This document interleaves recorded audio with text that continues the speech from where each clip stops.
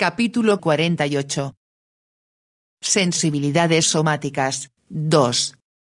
Dolor, cefalea y sensibilidad térmica. Muchas de las dolencias del cuerpo, si no la mayoría, generan dolor.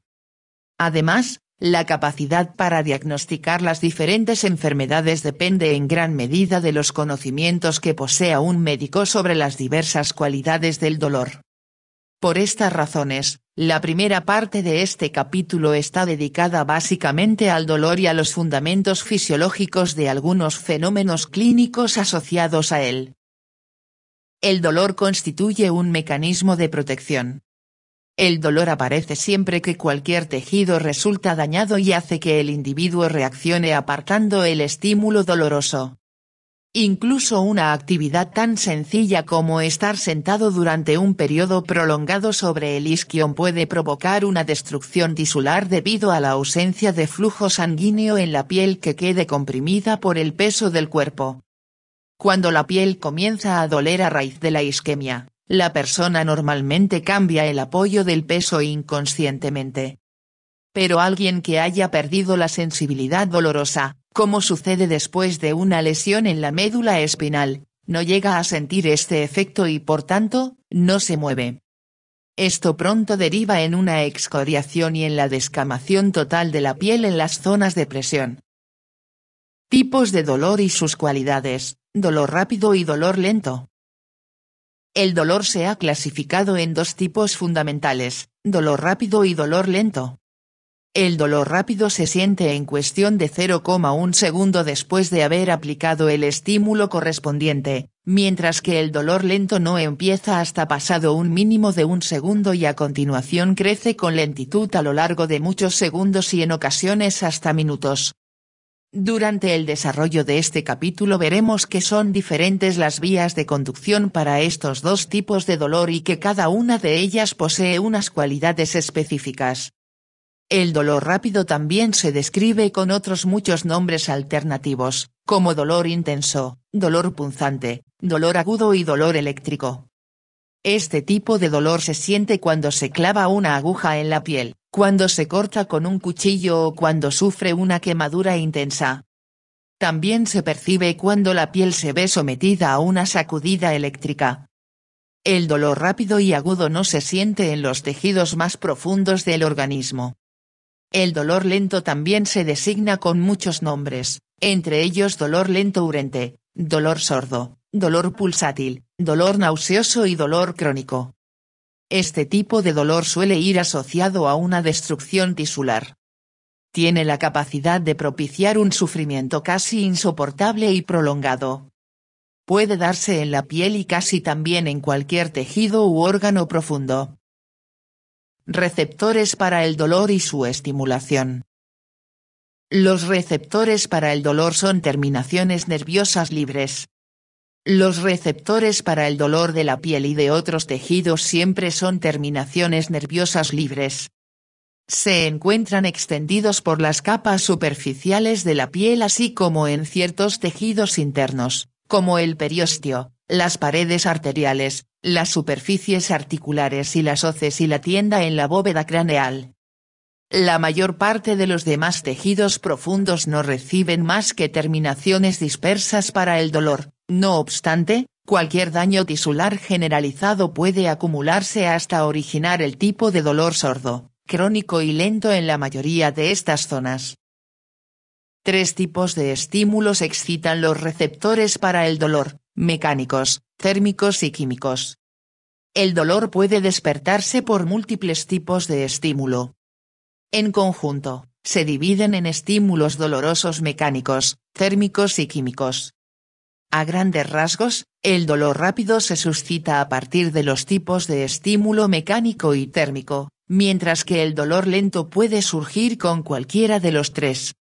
Algunos de los productos que excitan el dolor de tipo químico son la bradicinina, serotonina, histamina, iones potasio, ácidos, acetilcolina y enzimas proteolíticas.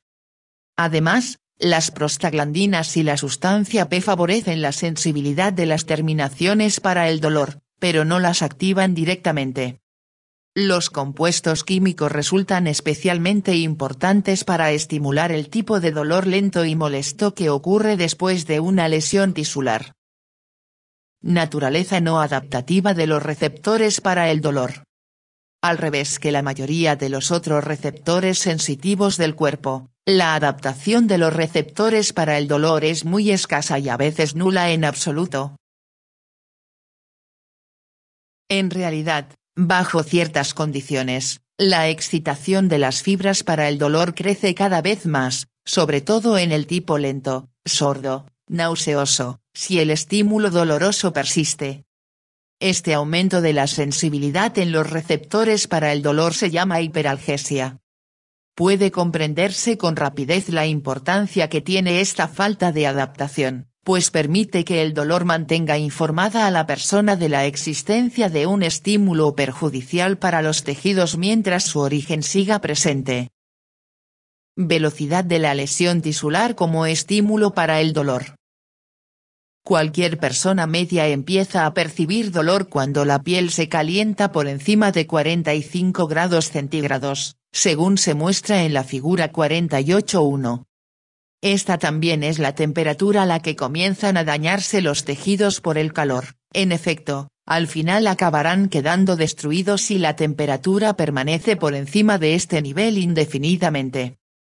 Por tanto, de inmediato salta a la vista que el dolor producido por el calor guarda una íntima relación con la velocidad de la lesión tisular y no con el daño total que ya haya sucedido. La intensidad del dolor también mantiene una fiel relación con la velocidad de la lesión tisular ocasionada por otras fuentes aparte del calor, como las infecciones bacterianas, la isquemia del tejido, una contusión tisular, etc.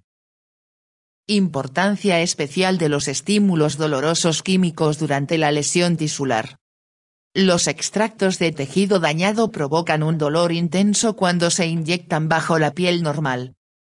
En estos elementos pueden observarse la mayoría de los productos antes citados que excitan los receptores para el dolor de tipo químico.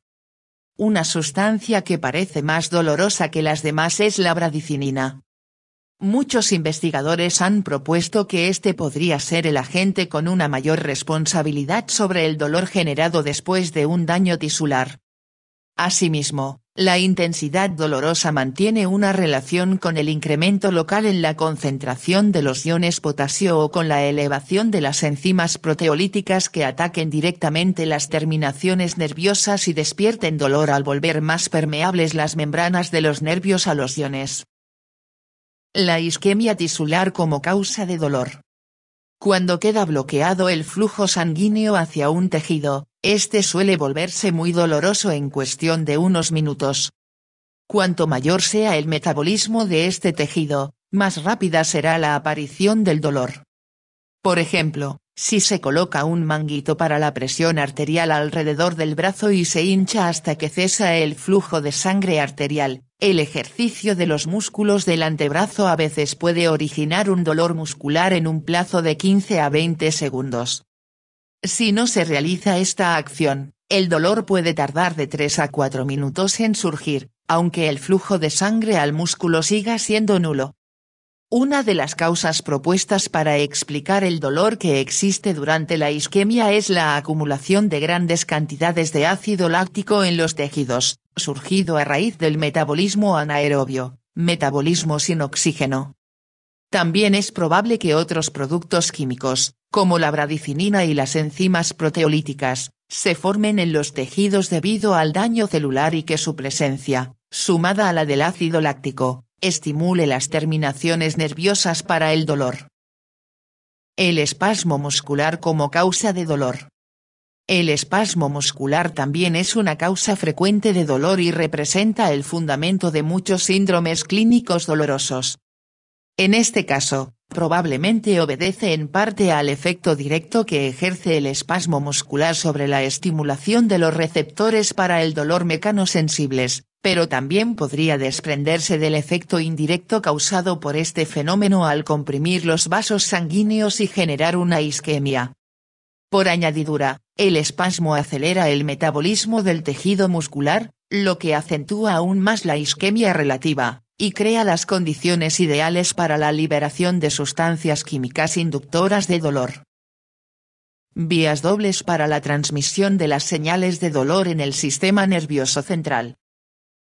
A pesar de que todos los receptores para el dolor consisten en terminaciones nerviosas libres, estas estructuras utilizan dos vías distintas para transmitir sus señales respectivas hacia el sistema nervioso central. Ambas guardan una correspondencia básica con los dos tipos de dolor, una vía para el dolor rápido agudo y otra vía para el dolor lento crónico. Fibras periféricas para el dolor, fibras rápidas y lentas.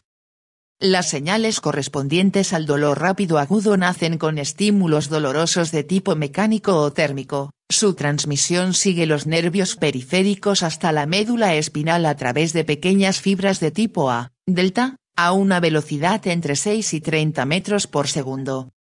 Por el contrario, el dolor de carácter lento crónico se suscita sobre todo a partir de los estímulos químicos correspondientes, pero a veces también con estímulos mecánicos o térmicos persistentes. Este dolor lento crónico llega a la médula espinal por medio de las fibras de tipo C, a una velocidad entre 0,5 y 2 metros por segundo. Debido a este doble sistema de inervación para el dolor, un estímulo brusco de este carácter a menudo genera una sensación dolorosa doble, un dolor rápido agudo que llega al cerebro a través de la vía de las fibras A delta, seguido más o menos un segundo después por un dolor lento que se transmite por la vía de las fibras C. El dolor agudo informa a gran velocidad sobre la situación lesiva y por tanto, cumple una función importante para conseguir que la persona reaccione de inmediato y se aparte del estímulo. El dolor lento tiende a crecer con el tiempo. Esta sensación produce a la larga el dolor intolerable y obliga a que la persona trate de mitigar su causa. Al entrar en la médula espinal procedentes de las raíces medulares dorsales, las fibras para el dolor terminan en neuronas de proyección situadas en las astas dorsales. Aquí, una vez más, existen dos sistemas dedicados al procesamiento de las señales dolorosas en su trayecto hacia el encéfalo, según se recoge en las figuras 48.2 y 48.3. Vías dobles para el dolor en la médula y en el tronco del encéfalo, los fascículos neoespinotalámico y paleoespinotalámico. Al penetrar en la médula espinal, las señales de dolor toman dos caminos hacia el encéfalo, a través, 1, del fascículo neoespinotalámico y 2, del fascículo paleoespinotalámico. Fascículo neoespinotalámico para el dolor rápido. Las fibras rápidas para el dolor de tipo A, delta, transmiten básicamente esta sensación en la modalidad térmica aguda y mecánica. Acaban sobre todo en la lámina 1, lámina marginal, de las astas dorsales, según se observa en la figura 48.2, y allí excitan las neuronas de segundo orden pertenecientes al fascículo neoespinotalámico. Estas células dan origen a unas fibras largas que cruzan de inmediato hacia el lado opuesto de la médula a través de la comisura anterior y a continuación giran en sentido ascendente, dirigiéndose hacia el encéfalo por las columnas anterolaterales. Terminación del fascículo neoespinotalámico en el tronco del encéfalo y el tálamo. Unas pocas fibras del fascículo neoespinotalámico acaban en la formación reticular del tronco del encéfalo, pero la mayoría pasan de largo hacia el tálamo sin realizar paradas, y terminan en el complejo ventrobasal junto al fascículo de la columna dorsal lemnisco-medial encargado de la sensibilidad táctil, según se comentó en el capítulo 47. Unas pocas fibras también finalizan en el grupo nuclear posterior del tálamo. Desde estas regiones talámicas, las señales se transmiten hacia otras zonas basales del cerebro así como a la corteza somatosensitiva. Capacidad del sistema nervioso para localizar el dolor rápido en el cuerpo. El dolor de tipo rápido agudo puede localizarse con mucha mayor precisión en las diversas partes del cuerpo que el dolor lento crónico.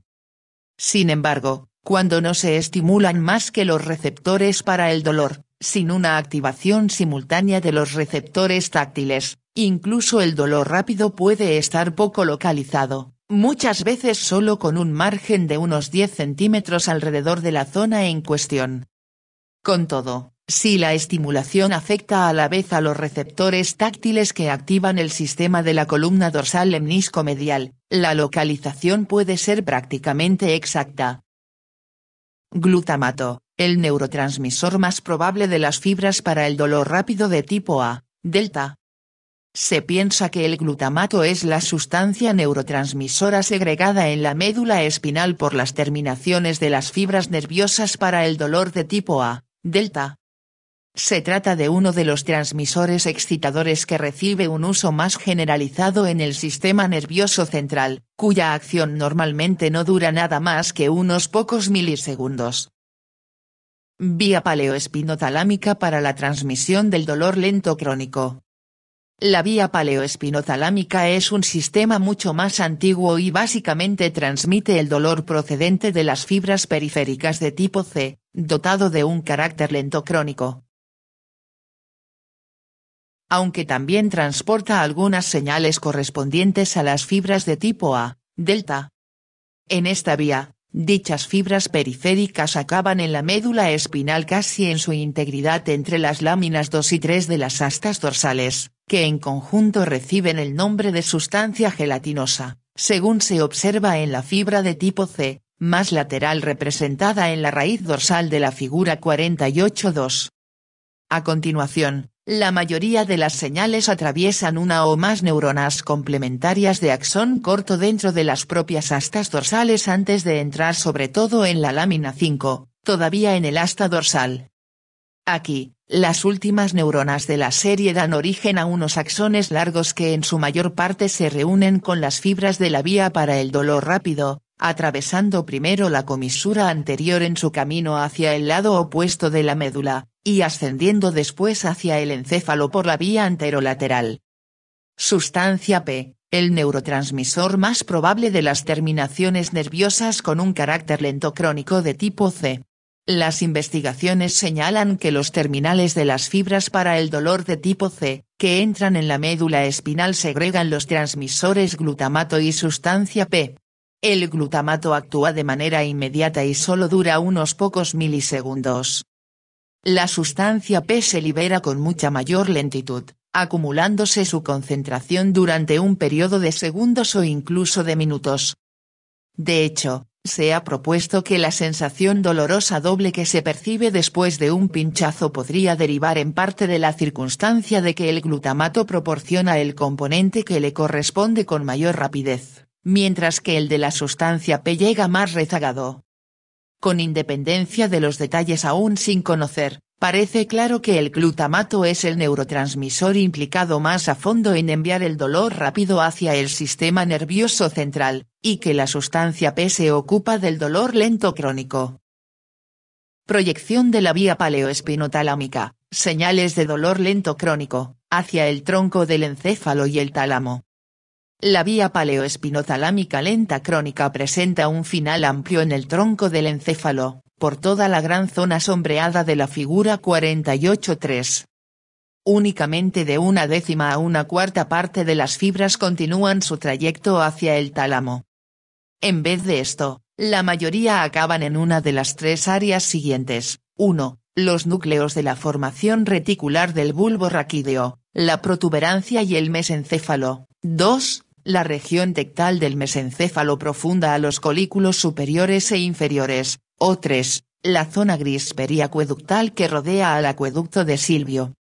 Estas regiones inferiores del encéfalo parecen importantes para percibir los tipos de dolor que causan sufrimiento, porque los animales en los que se ha efectuado un corte por encima del mesencéfalo para impedir que las señales dolorosas lleguen al cerebro todavía manifiestan signos innegables de sufrimiento cuando cualquier parte de su cuerpo recibe un traumatismo. A partir de las zonas encargadas del dolor en el tronco del encéfalo, múltiples neuronas de axón corto transmiten las señales de este carácter en sentido ascendente hacia los núcleos intralaminares y ventrolaterales del tálamo y hacia ciertas porciones del hipotálamo y otras regiones basales del cerebro. capacidad muy escasa del sistema nervioso para localizar con precisión la fuente del dolor transmitido por la vía lenta crónica. La localización del dolor transmitido a través de la vía paleoespinotalámica es imprecisa. Por ejemplo, el dolor lento crónico normalmente no se puede localizar más que en una zona amplia del cuerpo, como un brazo o una pierna, pero no en un punto específico de ese brazo o de esa pierna. Esto encaja con las conexiones difusas polisinápticas que posee esta vía. Así se explica por qué los pacientes muchas veces experimentan serios problemas para descubrir la fuente de algunos tipos crónicos de dolor. Función de la formación reticular, el tálamo y la corteza cerebral en la apreciación del dolor. La resección íntegra de las áreas sensitivas somáticas de la corteza cerebral no destruye la capacidad del animal para percibir dolor. Por tanto, es probable que los impulsos dolorosos que penetran en la formación reticular del tronco del encéfalo, el tálamo y otros centros inferiores del encéfalo provoquen la percepción consciente de esta sensación. Esto no significa que la corteza cerebral no tenga nada que ver con su captación normal. La estimulación eléctrica de las áreas corticales somatosensitivas propicia la percepción de un dolor leve en el ser humano más o menos en el caso del 3% de los puntos elegidos. Sin embargo, se cree que esta estructura representa un papel de especial importancia en la interpretación de las cualidades del dolor, aunque su percepción pueda ser una función principalmente de los centros inferiores. Capacidad especial de las señales de dolor para avivar la excitabilidad cerebral global. La estimulación eléctrica de las regiones reticulares del tronco del encéfalo y de los núcleos intralaminares del tálamo, las zonas donde acaba el dolor de tipo lento que causa sufrimiento, posee un potente efecto potenciador de la actividad nerviosa por todo el encéfalo. En realidad, estos dos territorios forman parte del sistema activador principal del cerebro que se estudia en el capítulo 59. Esto explica por qué resulta casi imposible que una persona concilie el sueño cuando sufre un dolor intenso. Interrupción quirúrgica de las vías para el dolor. Cuando una persona sufre un dolor intenso e incoercible, en ocasiones, como consecuencia de la diseminación rápida de un cáncer, es necesario aliviarlo. Para ello pueden cortarse las vías nerviosas para el dolor en cualquier punto entre varios posibles. Si esta sensación asienta en la parte inferior del cuerpo, una cordotomía en la región torácica de la médula espinal a menudo la mitiga durante unas semanas o meses. Con este fin se efectúa una sección medular parcial en el lado contrario al dolor a lo largo de su cuadrante anterolateral para interrumpir la vía sensitiva anterolateral. Sin embargo, la cordotomía no siempre tiene éxito para calmar el dolor, por dos razones. En primer lugar, muchas fibras que transportan esta sensación y proceden de la parte superior del cuerpo no cruzan hacia el lado opuesto de la médula espinal hasta después de haber llegado al encéfalo, por lo que la cordotomía no las divide.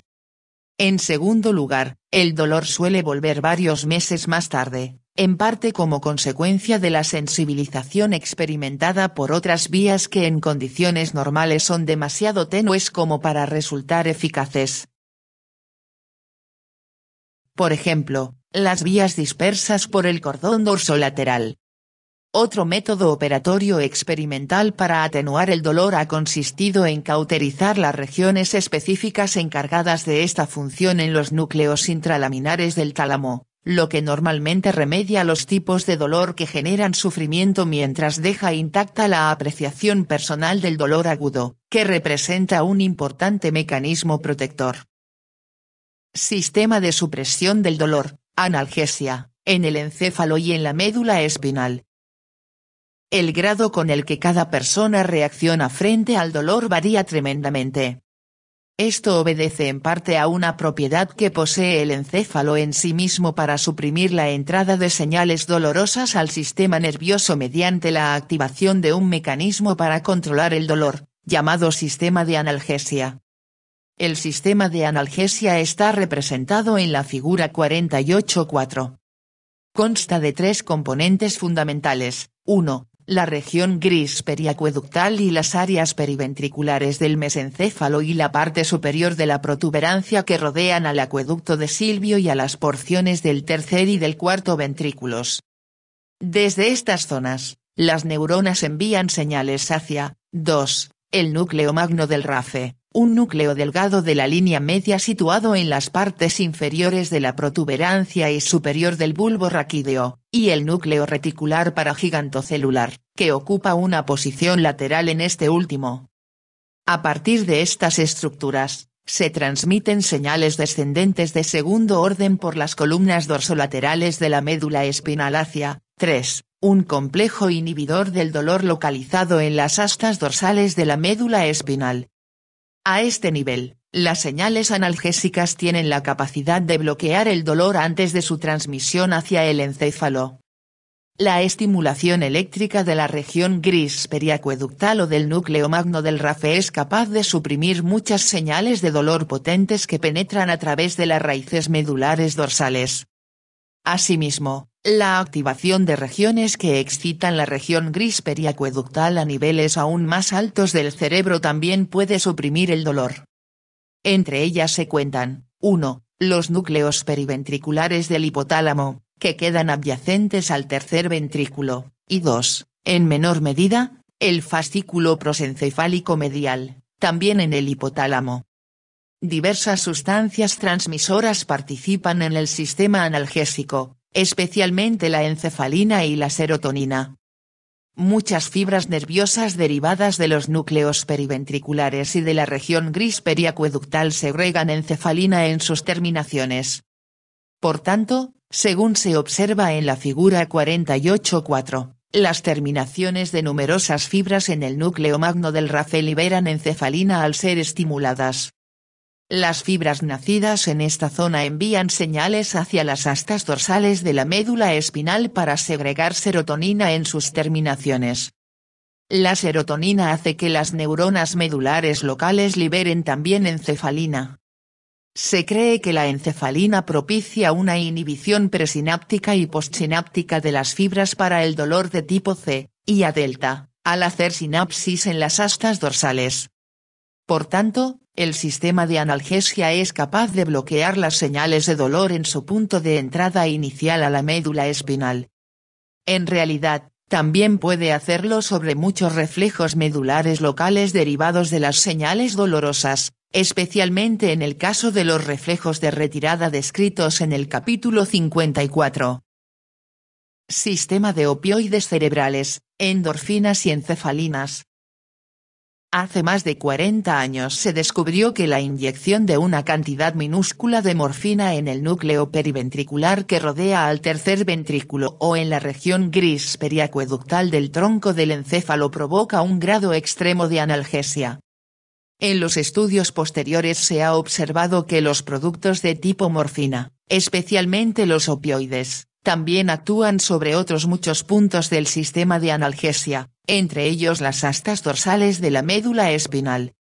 Dado que la mayoría de las sustancias químicas que modifican la excitabilidad neuronal lo hacen actuando sobre los receptores sinápticos, se supuso que los receptores de morfina pertenecientes al sistema de analgesia deben estar destinados a algún neurotransmisor de tipo morfínico que posea una secreción de origen natural en el encéfalo. Por tanto, se emprendió una amplia búsqueda en pos del opioide natural encefálico. En la actualidad se han descubierto alrededor de una docena de tales sustancias opioides en diferentes puntos del sistema nervioso, todos ellos son productos de degradación de tres grandes moléculas proteicas, proopiomelanocortina, proencefalina y prodinorfina. Entre los más importantes de estos compuestos figuran la beta-endorfina, la metencefalina, la leuencefalina y la dinorfina. Las dos encefalinas están presentes en el tronco del encéfalo y en la médula espinal, dentro de las porciones del sistema de analgesia descritas antes, y la beta-endorfina lo está en el hipotálamo y en la hipófisis. La dinorfina se encuentra básicamente en las mismas zonas que las encefalinas, pero en una cantidad mucho menor. Por tanto, aunque no se conocen los detalles más delicados sobre el funcionamiento de los opioides cerebrales, la activación del sistema de analgesia por parte de las señales nerviosas que llegan a las regiones gris periacueductal y periventricular, o la inactivación de las vías para el dolor a cargo de los fármacos de tipo morfina, es capaz de suprimir casi en su integridad muchas de las señales dolorosas que entran a través de los nervios periféricos. Inhibición de la transmisión del dolor mediante la presencia de señales sensitivas táctiles simultáneas.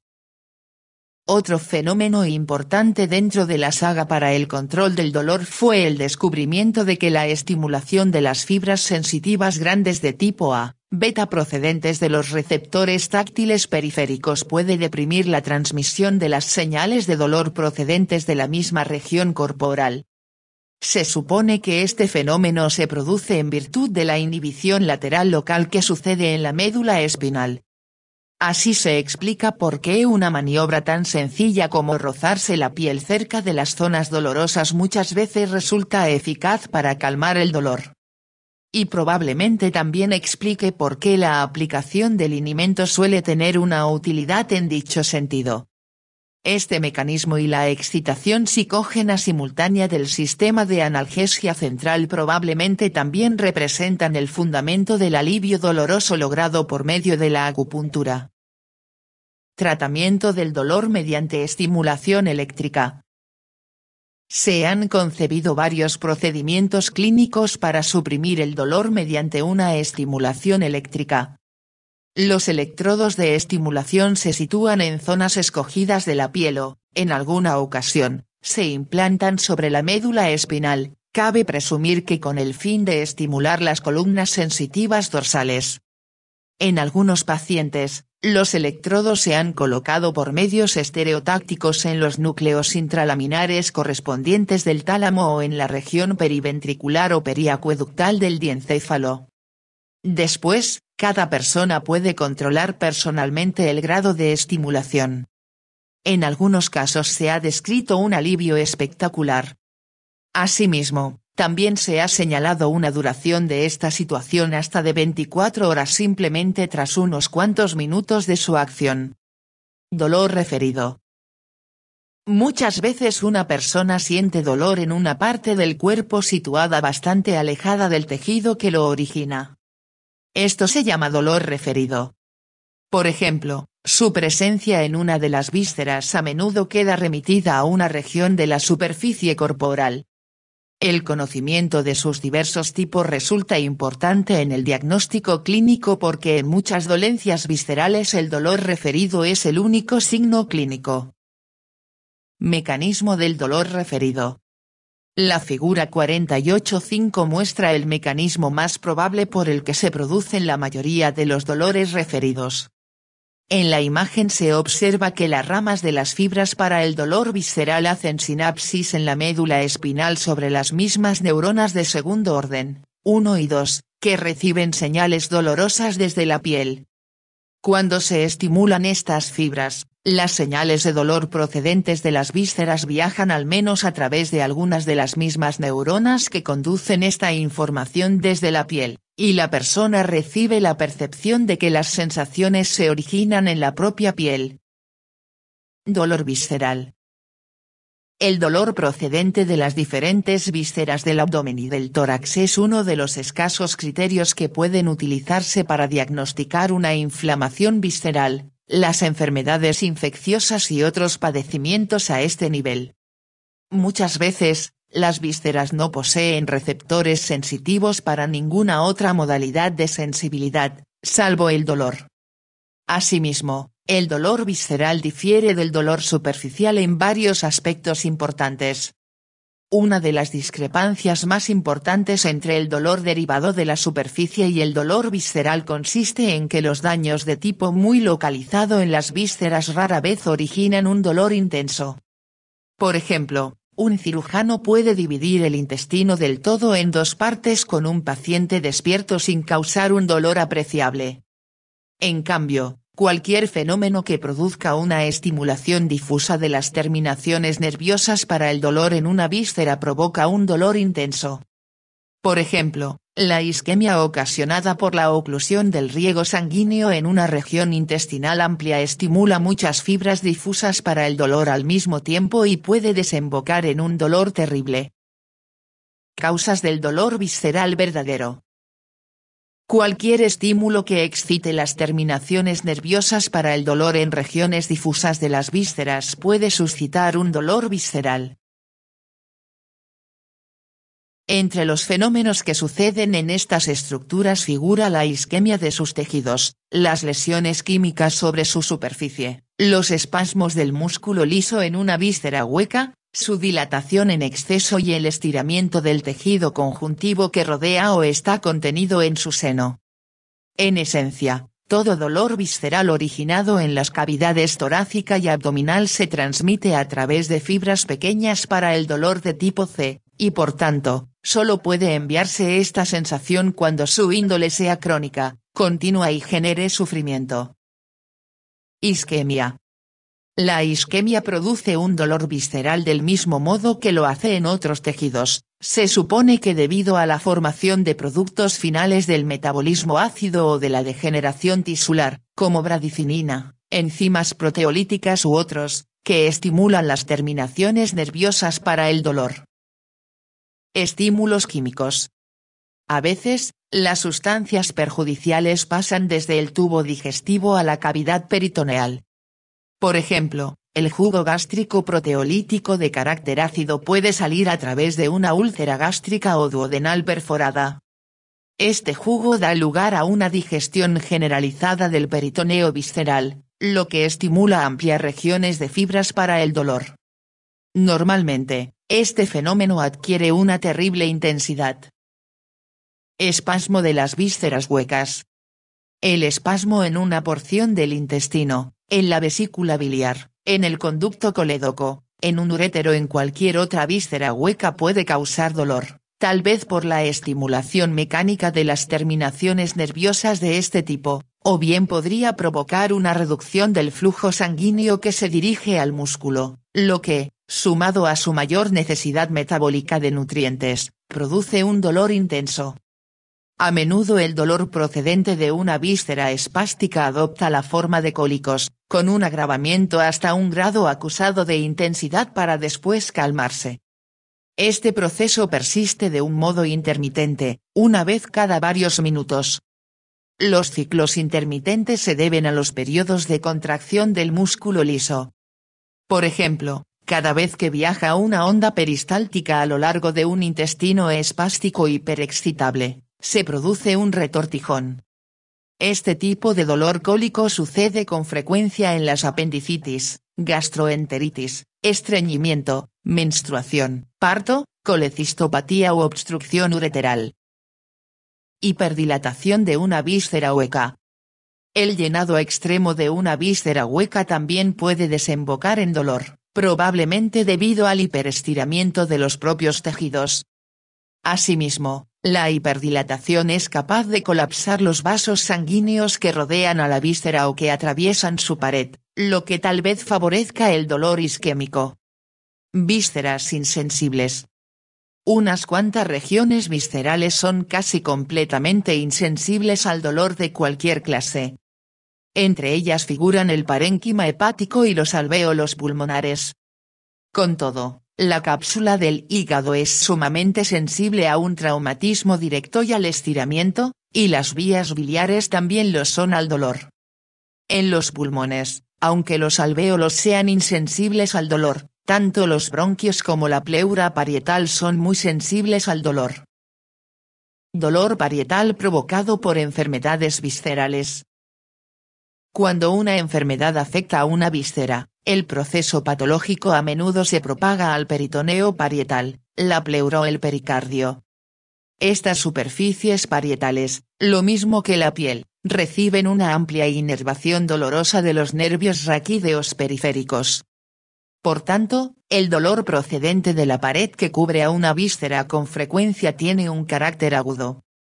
Un ejemplo puede subrayar la diferencia entre este dolor y el dolor visceral auténtico. Una incisión con un bisturí a través del peritoneo parietal resulta muy dolorosa, mientras que un corte similar en el peritoneo visceral o en la pared intestinal no lo es tanto, o ni siquiera genera ningún dolor. Localización del dolor visceral, vías de transmisión del dolor visceral y parietal. Por diversas razones, muchas veces cuesta localizar el dolor procedente de las diferentes vísceras. En primer lugar, el cerebro del paciente no posee experiencia de primera mano sobre la existencia de los distintos órganos internos, por tanto, cualquier dolor que tenga un origen interno no puede localizarse más que de un modo general.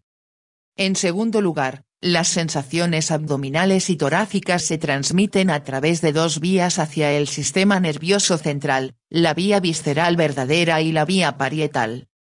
El dolor visceral verdadero recurre a las fibras sensitivas para el dolor contenidas en los haces de nervios autónomos, y las sensaciones resultan referidas a unas regiones de la superficie corporal muchas veces alejadas del órgano doloroso. Por el contrario, las sensaciones parietales se transportan directamente desde el peritoneo parietal, la pleura o el pericardio hacia los nervios raquídeos locales, y suelen quedar localizadas directamente sobre la zona dolorosa. Localización del dolor referido que se transmite a través de vías viscerales. Cuando el dolor visceral queda referido a la superficie del cuerpo, la persona en general lo localiza en el dermatoma del segmento del que procedía este órgano visceral en el embrión, y no necesariamente donde se halle ahora. Por ejemplo, el corazón deriva del cuello y de la parte superior del tórax, por lo que las fibras para el dolor visceral de este órgano ascienden a lo largo de los nervios sensitivos simpáticos y penetran en la médula espinal entre los segmentos C3 y T5. Por tanto, según se muestra en la figura 48.6, el dolor de origen cardíaco queda referido a la zona lateral del cuello, a la que cubre el hombro y los músculos pectorales, desciende por el brazo y llega al área subesternal de la parte alta del tórax. Estas son las zonas de la superficie corporal que envían sus propias fibras nerviosas somatosensitivas hacia los segmentos medulares C3 a T5. Lo más habitual es que el dolor asiente en el lado izquierdo en vez de en el derecho debido a que es mucho más frecuente la participación de este lado del corazón en una coronariopatía. El estómago presenta su origen aproximado en los segmentos torácicos séptimo a noveno del embrión. Por tanto, el dolor gástrico queda referido al epigastrio anterior por encima del ombligo, que es la zona superficial del cuerpo correspondiente a los mencionados segmentos torácicos. La figura 48.6 recoge otras regiones superficiales a las que queda referido el dolor visceral a partir de otros órganos, que en general representan las áreas desde las que derivaron los órganos respectivos en el embrión. Vía parietal para la transmisión del dolor abdominal y torácico. El dolor procedente de las vísceras suele estar localizado en dos regiones superficiales del cuerpo al mismo tiempo debido a su transmisión doble a través de la vía visceral referida y la vía parietal directa. Así pues, la figura 48.7 recoge esta doble transmisión a partir de un apéndice inflamado. Los impulsos dolorosos primero viajan desde el apéndice a través de las fibras para el dolor visceral situadas en el seno de los haces nerviosos simpáticos y después entran en la médula espinal en torno a T10 o T11. Este dolor queda referido a una región que rodea al ombligo y posee una naturaleza fija y cólica. Muchas veces, los impulsos dolorosos también se originan en el peritoneo parietal, donde el apéndice inflamado entra en contacto con la pared abdominal o está adherido a ella.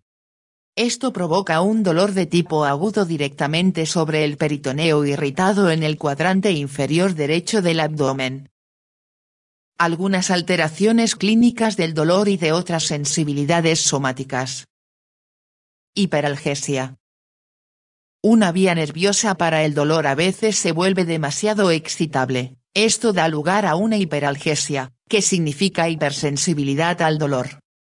Las posibles causas de este fenómeno son las siguientes: 1. Una sensibilidad excesiva de los propios receptores para el dolor, lo que se denomina hiperalgesia primaria, y 2. Una facilitación de la transmisión sensitiva, lo que se llama hiperalgesia secundaria. Un ejemplo de hiperalgesia primaria lo proporciona la enorme sensibilidad de la piel quemada por el sol, que obedece a la sensibilización de las terminaciones cutáneas para el dolor por los productos tisulares locales liberados por la quemadura, quizá la histamina, las prostaglandinas u otros. La hiperalgesia secundaria suele deberse a lesiones en la médula espinal o en el tálamo. Varias de ellas se examinan en los apartados siguientes. Herpes zóster. En ocasiones, el virus herpes infecta un ganglio raquídeo. Esto genera un intenso dolor en el dermatoma del segmento inervado por ese ganglio, lo que suscita un tipo de dolor segmentario que rodea media circunferencia corporal. La enfermedad se llama herpes zóster debido a la erupción cutánea que suele sobrevenir. La causa del dolor se supone que es la infección vírica de las neuronas afectadas en el ganglio raquídeo. Además de provocar dolor, el virus se transporta hacia el exterior por el flujo citoplásmico neuronal a través de los axones periféricos de las neuronas hasta su punto de origen cutáneo. Aquí causa un exantema que se vesicula en cuestión de días y a continuación forma unas costras en un plazo de unos pocos días más, todo ello en la región correspondiente al dermatoma inervado por el ganglio raquídeo infectado. Tic doloroso. Algunas personas a veces sufren un dolor lancinante en un lado de la cara que sigue la zona de distribución sensitiva del quinto o del noveno par, o parte de ella. Este fenómeno se llama tic doloroso, o neuralgia del trigémino o del glosofaríngeo. El dolor se percibe como una sacudida eléctrica súbita, y puede durar únicamente unos pocos segundos en una sola ocasión o tener una naturaleza casi continua. A menudo resulta desencadenado por zonas detonantes sumamente sensibles situadas en la superficie de la cara, en la boca o en el interior de la garganta, casi siempre por un estímulo mecanoreceptor en vez de doloroso. Por ejemplo, cuando el paciente traga un bolo alimenticio, al entrar la comida en contacto con una de las amígdalas, podría disparar un dolor lancinante e intenso en la porción mandibular del quinto par. El dolor del tic doloroso normalmente suele aliviarse mediante la sección quirúrgica del nervio periférico procedente de la región hipersensible. La porción sensitiva del quinto par muchas veces se corta nada más entrar en el cráneo, donde se separan entre sí sus raíces motora y sensitiva, de modo que puedan respetarse los componentes motores, necesarios para muchos movimientos mandibulares, mientras se destruyen los elementos sensitivos. Esta operación deja anestesiado ese lado de la cara, lo que puede resultar molesto de por sí. Además, en ocasiones fracasa la intervención, lo que indica que la lesión causante del dolor podría estar en el núcleo sensitivo del tronco del encéfalo y no en los nervios periféricos. Síndrome de Brown-Séquard. Si la médula espinal sufre una sección completa, todas las sensibilidades y las funciones motoras distales al segmento cortado quedan anuladas, pero si este proceso solo sucede en un lado, aparece el síndrome de Brown-Séquard. Los efectos de tal sección transversal pueden predecirse si se conocen los fascículos de fibras medulares contenidos en la figura 48.8. Cualquier función motora queda bloqueada en todos los segmentos del mismo lado del corte por debajo de su nivel. En cambio, solo se pierden algunas modalidades sensitivas, y otras diferentes en el lado contrario. Las sensaciones de dolor, calor y frío, sensaciones que corresponden a la vía espinotalámica, desaparecen en todos los dermatomas del lado opuesto del cuerpo de 2 a 6 segmentos por debajo de la altura del corte. Por el contrario, las sensibilidades que no se transmiten más que por las columnas dorsales y dorsolaterales, sensaciones cinestésica y posicional, de vibración, de localización puntual y de distinción entre dos puntos, se pierden en el mismo lado de la sección en todos los dermatomas inferiores a su nivel. El tacto ligero puntual queda alterado en el mismo lado del corte porque la vía principal para su transmisión, la columna dorsal, se ha visto afectada por él. Es decir, Las fibras de esta columna no cruzan hacia el lado opuesto hasta que llegan al bulbo raquídeo en el encéfalo. El tacto grosero, que ofrece una escasa capacidad de localización, aún persiste debido a su transmisión parcial por el fascículo espinotalámico opuesto. Cefalea. Las cefaleas son un tipo de dolor referido a la superficie de la cabeza desde sus estructuras profundas. Algunas derivan de estímulos dolorosos que nacen en el interior del cráneo, pero otras lo hacen de un dolor cuyo origen está fuera, como en el caso de los senos nasales. Cefalea de origen intracraneal. Zonas sensibles al dolor en la bóveda craneal. Los tejidos cerebrales en sí son casi totalmente insensibles al dolor.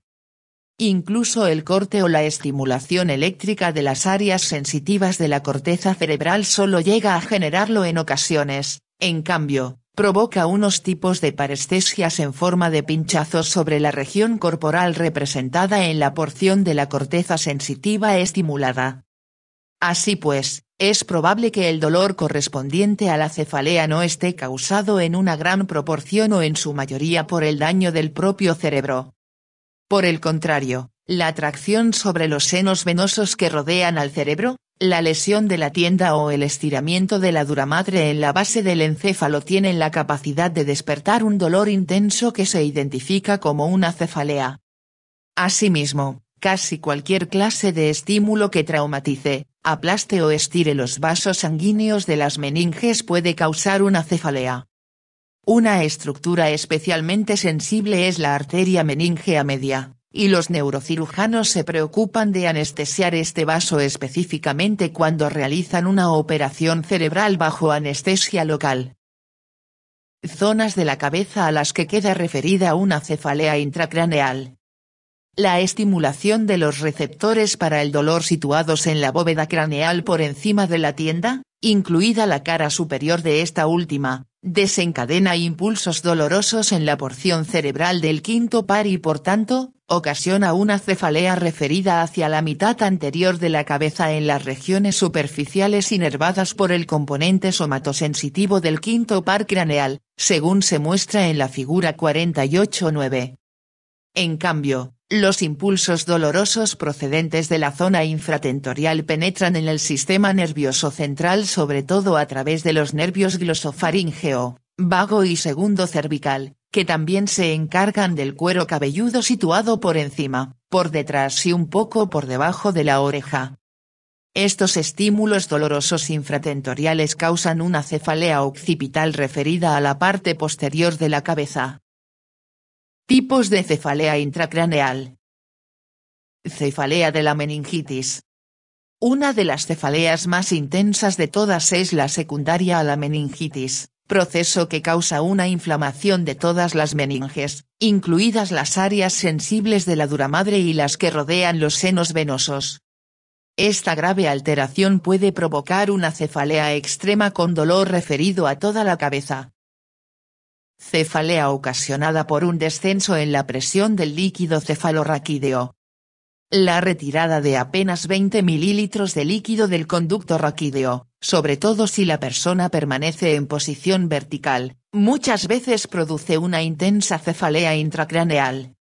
La extracción de una cantidad de líquido semejante elimina parte del componente de flotación cerebral que normalmente aporta el líquido cefalorraquídeo. El peso del cerebro estira y deforma las diversas superficies de la duramadre, y así desencadena el dolor que causa la cefalea. Jaqueca. La jaqueca o cefalea migrañosa es un tipo especial de cefalea que puede derivar de fenómenos vasculares anormales, aunque no se conoce su mecanismo exacto. Las jaquecas suelen comenzar con diversas sensaciones prodrómicas, como náuseas, pérdida de la visión en parte del campo visual, auras visuales y otros tipos de alucinaciones sensitivas. En general, los síntomas prodrómicos empiezan de 30 minutos a 1 hora antes de iniciarse la cefalea. Cualquier teoría capaz de explicar la jaqueca también ha de explicar estos síntomas prodrómicos. Una de las teorías sobre la causa de las jaquecas dice que una emoción o una tensión prolongada ocasionan un vasoespasmo reflejo de parte de las arterias de la cabeza, entre ellas las que irrigan el cerebro.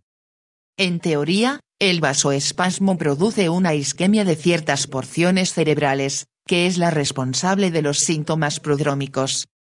A continuación, como consecuencia de la isquemia intensa, algo sucede en las paredes vasculares, tal vez el agotamiento de la contracción del músculo liso, que condiciona un estado de flacidez e incapacidad para mantener el tono vascular durante 24 a 48 horas.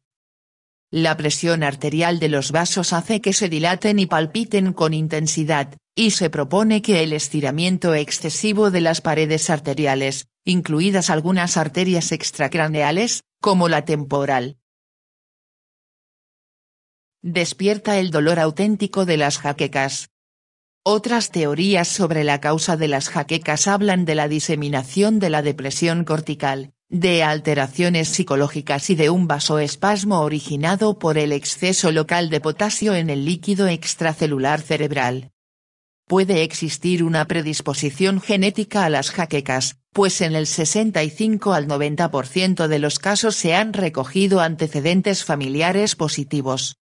Las jaquecas también aparecen en las mujeres con una frecuencia aproximadamente doble que en los hombres. Cefalea alcohólica. Como muchas personas saben por propia experiencia, la cefalea suele seguir a un consumo excesivo de alcohol. Es probable que el alcohol, debido a su naturaleza tóxica para los tejidos, irrite directamente las meninges y genere el dolor intracraneal. La deshidratación puede tener también parte de responsabilidad en la resaca posterior a un exceso alcohólico. La hidratación suele atenuar la cefalea y otros síntomas de la resaca, aunque no los elimina. Tipos extracraneales de cefalea. Cefalea resultante de un espasmo muscular. La tensión emocional a menudo hace que muchos de los músculos de la cabeza, sobre todo los que se insertan en el cuero cabelludo y la musculatura cervical que se fija en el occipucio, queden espásticos, y se propone que esta es una de las causas más frecuentes de cefalea. Cabe presumir que el dolor de los músculos espásticos de la cabeza quede referido a las zonas cefálicas que los cubren y genere el mismo tipo de cefalea que las lesiones intracraneales. Cefalea ocasionada por la irritación de las estructuras nasales y paranasales. Las mucosas de la nariz y de los senos paranasales son sensibles al dolor, pero no tan intensamente. No obstante, una infección u otros procesos irritantes en extensas regiones de las estructuras nasales muchas veces se suman y propician una cefalea que queda referida detrás de los ojos o, en el caso de la infección del seno frontal, a las superficies frontales de la frente y del cuero cabelludo, según se observa en la figura 48-9. Asimismo, el dolor de los senos inferiores, como los maxilares, puede sentirse en la cara. Cefalea ocasionada por trastornos oculares. Los problemas para enfocar la vista pueden originar evidentemente una contracción muy potente de los músculos ciliares con la pretensión de alcanzar una visión clara. Aunque estos músculos son pequeñísimos, se cree que su contracción tónica puede provocar una cefalea retroorbitaria. Asimismo, los intentos excesivos de enfocar los ojos pueden desembocar en un espasmo reflejo de diversos músculos faciales y extraoculares, que constituye una posible causa de la cefalea. Un segundo tipo de cefalea con un origen ocular sucede cuando los ojos quedan expuestos a una irradiación excesiva por los rayos luminosos, sobre todo por la luz ultravioleta. Si se mira al sol o al arco de un soldador siquiera unos pocos segundos, puede surgir una cefalea que dure de 24 a 48 horas. La cefalea a veces deriva de la irritación actínica de las conjuntivas, y el dolor queda referido a la superficie de la cabeza o a una posición retroorbitaria.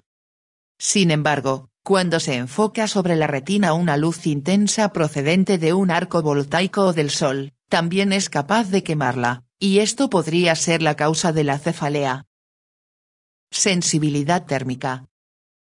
receptores térmicos y su excitación. El ser humano puede percibir diferentes gradaciones de frío y de calor, desde ambientes helados a fríos, frescos, indiferentes, templados, cálidos o ardientes. Las gradaciones térmicas se distinguen como mínimo por 3 tipos de receptores sensitivos: receptores para el frío, receptores para el calor y receptores para el dolor. Los receptores para el dolor se estimulan únicamente ante un grado extremo de calor o de frío y por tanto, son responsables, junto a los receptores para el frío y para el calor, de las sensaciones de frío helado y calor ardiente. Los receptores para el frío y para el calor están situados inmediatamente por debajo de la piel en puntos sueltos separados entre sí.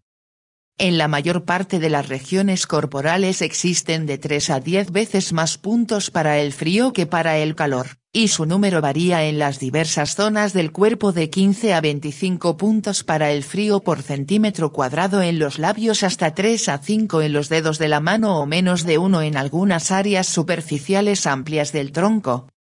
Aunque la existencia de terminaciones nerviosas particulares para el calor es bastante segura de acuerdo a las pruebas psicológicas, estas terminaciones no se han identificado desde el punto de vista histológico. Se supone que son terminaciones nerviosas libres, debido a que las señales de calor se transmiten sobre todo por fibras nerviosas de tipo C, cuya velocidad solo es de 0,4 a 2 metros por segundo. No obstante, se ha aislado un receptor seguro para el frío. Es una terminación nerviosa mielínica pequeña especial de tipo A, delta que se ramifica varias veces, cuyos extremos sobresalen hacia las caras inferiores de las células basales de la epidermis. Las señales se transmiten desde estos receptores a través de fibras nerviosas de tipo A, delta a una velocidad de unos 20 metros por segundo. Se cree que algunas sensaciones de frío también viajan por fibras nerviosas de tipo C, lo que indica que ciertas terminaciones nerviosas libres podrían funcionar asimismo como receptores para el frío. Estimulación de los receptores térmicos, sensaciones de frío, fresco, indiferente, templado y calor. La figura 4810 recoge los efectos de las diferentes temperaturas sobre las respuestas de los 4 tipos de fibras nerviosas. 1. Una fibra para el dolor estimulada por el frío. 2. Una fibra para el frío. 3. Una fibra para el calor y 4. Una fibra para el dolor estimulada por el calor. Obsérvese especialmente que estas fibras responden de un modo diferente a los distintos niveles de temperatura. Por ejemplo, en la región muy fría, se estimulan más que las fibras para el dolor por el frío, si la piel se enfría aún más, de modo que prácticamente se congele o llegue a hacerlo, estas fibras no se pueden estimular. Cuando la temperatura sube de más 10 a 15 grados centígrados, cesan los impulsos dolorosos de frío, pero empiezan a verse estimulados los receptores para el frío, alcanzando su máximo en torno a los 24 grados centígrados y apagándose un poco por encima de 40 grados centígrados. Por encima de unos 30 grados centígrados, comienzan a estimularse los receptores para el calor, pero también se extinguen más o menos sobre los 49 grados centígrados. Finalmente, alrededor de los 45 grados centígrados, las fibras para el dolor por el calor empiezan a ser estimuladas por esta situación y paradójicamente, de nuevo también algunas de las fibras para el frío, tal vez debido a la lesión de sus terminaciones correspondientes ocasionada por el excesivo calor. Ante la figura 4810 puede entenderse que una persona determine las diferentes gradaciones de las sensaciones térmicas según los grados relativos de estimulación recibida por los distintos tipos de terminaciones. También se puede comprender por qué un grado extremo de frío o de calor pueda tener un carácter doloroso y por qué estas dos sensaciones, cuando alcanzan la intensidad suficiente, pueden ofrecer casi una sensación de la misma cualidad, es decir, la percepción de las sensaciones de frío helado y de calor ardiente sea casi idéntica. Efectos estimuladores del ascenso y el descenso de la temperatura. Adaptación de los receptores térmicos. Cuando un receptor para el frío se ve sometido de repente a una caída brusca de la temperatura, al principio recibe una estimulación intensa, pero esta situación se desvanece con rapidez durante los primeros segundos y cada vez más lentamente a lo largo de los 30 minutos siguientes o más. Con otras palabras, el receptor se adapta en gran medida, aunque nunca en un 100%. Por tanto, resulta evidente que las sensaciones térmicas responden notablemente a los cambios de la temperatura, además de ser capaces de responder a un estado térmico constante. Esto significa que cuando la temperatura de la piel baja vertiginosamente, una persona siente mucho más frío que cuando permanece en un nivel fijo. A la inversa, si la temperatura experimenta una subida enérgica, la persona siente mucho más calor que si la misma temperatura fuera constante. La respuesta a los cambios térmicos explica el grado extremo de calor que se percibe nada más meterse en una bañera de agua caliente y el grado extremo de frío sentido al pasar de una habitación caldeada al aire libre un día helado. Mecanismo de estimulación de los receptores térmicos. Se cree que los receptores para el frío y para el calor se estimulan por los cambios producidos en sus índices metabólicos, y que estos cambios obedecen al hecho de que la temperatura modifica la velocidad de las reacciones químicas intracelulares más del doble con cada variación de 10 grados centígrados. Dicho de otro modo, la detección de la temperatura probablemente no deriva de los efectos físicos directos que ejercen el calor o el frío sobre las terminaciones nerviosas, sino de su estimulación química al verse modificadas por la temperatura. Sumación espacial de las sensaciones térmicas. Dado que la cantidad de terminaciones para el frío o para el calor en cada zona superficial del cuerpo es pequeña, resulta complicado calcular las gradaciones de temperatura cuando se estimula una región pequeña de la piel. Sin embargo, si es un área grande la que se estimula a la vez, las señales térmicas de toda ella se suman entre sí. Por ejemplo, pueden detectarse cambios rápidos de temperatura hasta de 0,01 grados centígrados y afectan a toda la superficie corporal simultáneamente. Por el contrario, muchas veces no se identificarán otros cambios hasta 100 veces mayores cuando la zona de la piel afectada no tenga un tamaño más que de 1 centímetro cuadrado. Transmisión de señales térmicas en el sistema nervioso. En general, las señales térmicas se transmiten por vías paralelas a las que siguen las señales dolorosas. Al entrar en la médula espinal, ascienden o descienden unos cuantos segmentos por el fascículo del Isauer y después terminan sobre todo en las láminas 1, 2 y 3 de las astas dorsales, las mismas que en el caso del dolor. Después de un cierto grado de procesamiento en una neurona medular o en más, las señales se incorporan a fibras térmicas ascendentes largas que cruzan hacia el fascículo sensitivo anterolateral opuesto y acaban en 1. La formación reticular del tronco del encéfalo y 2. El complejo ventrobasal del tálamo. Unas pocas señales térmicas también llegan a la corteza sensitiva somática del cerebro desde el complejo ventrobasal. A veces, mediante estudios con microelectrodos, se ha observado que una neurona del área sensitiva somática cortical 1 es sensible directamente a los estímulos de frío o de calor en una zona específica de la piel. Sin embargo, en el ser humano, la eliminación de la circunvolución postcentral de la corteza en su integridad va a reducir la capacidad de distinguir gradaciones de temperatura, pero no a abolirla.